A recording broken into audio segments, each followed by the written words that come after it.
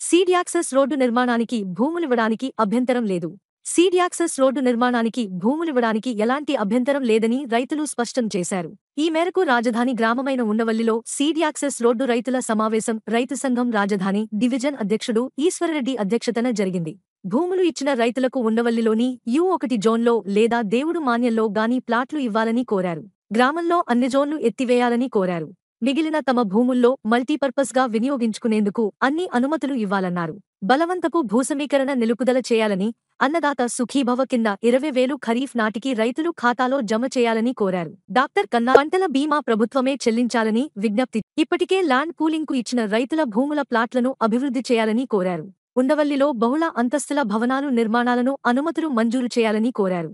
రైతు సంఘం జిల్లా నాయకులు జొన్నా శివశంకరరావు, డాక్టర్ కన్నారావు నాయుడు, మున్నంగి అంజిరెడ్డి, దండమూడి సాంబశివరావు, కళ్లాం అరవిందరెడ్డి, బక్కిరెడ్డి వీరాస్వామి తదితరులు పాల్గొన్నారు.